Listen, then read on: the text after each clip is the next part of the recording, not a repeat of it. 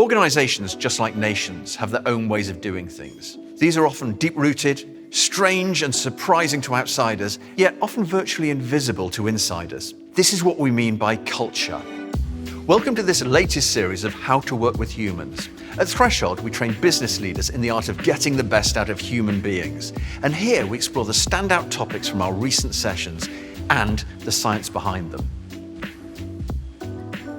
What might seem nonsensical to the outsider may have a more profound logic that we overlook at our peril. We were in the office of the CEO of a well-known retail chain talking about starting a piece of work. And he forewarned us that he had become cynical about consultants, and he shared a brief history lesson about the Danes and the Inuit in Greenland up until the 13th century. He argued that it provides important parallels about the way in which external consultants often step into an organization and criticize the way things are done without having a deep enough understanding of why things are that way. Now, the Danes first settled in freezing, inhospitable Greenland in the 900s, followed by the Inuit from Iceland. The Danes imported Christianity, farming, and European social structures. They built churches, farms, manor houses, whereas the Inuit imported a way of life from Iceland. They hunted seals in small whaleskin rowing boats.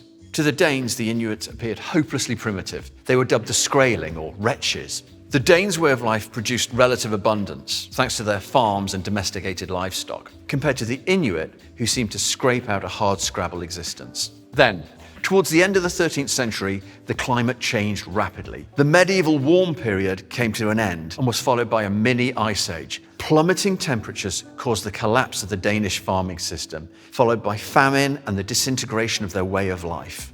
The Inuit, on the other hand, were relatively unscathed. Their culture had evolved the way it had and remained that way because it was more resilient and better suited to these sorts of shifts in climate. The collective memory, what could be termed tacit knowledge, was wise enough to know about the risk of sudden changes. And so the culture that evolved was one that, while it may have looked primitive, was better equipped to survive these changes. Some scholars have since suggested that this version of history was a little unkind to the Danes, who actually evolved better than they were given credit for. But that CEO's parable still holds true.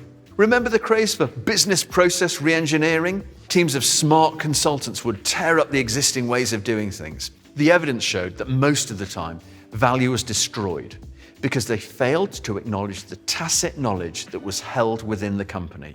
So, before you identify that something's wrong or dysfunctional, always ask yourself why it may have evolved this way. Say to yourself, what am I not seeing that others are seeing? And what else might be going on? Now, historians will continue to rewrite what actually happened between the Danes and the Inuit, but that CEO's point still holds. If we fail to learn from others because we feel superior to them, the consequences can be serious.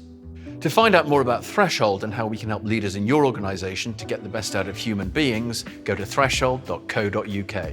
You can watch the rest of our How to Work with Humans series on our channel. Do share and subscribe.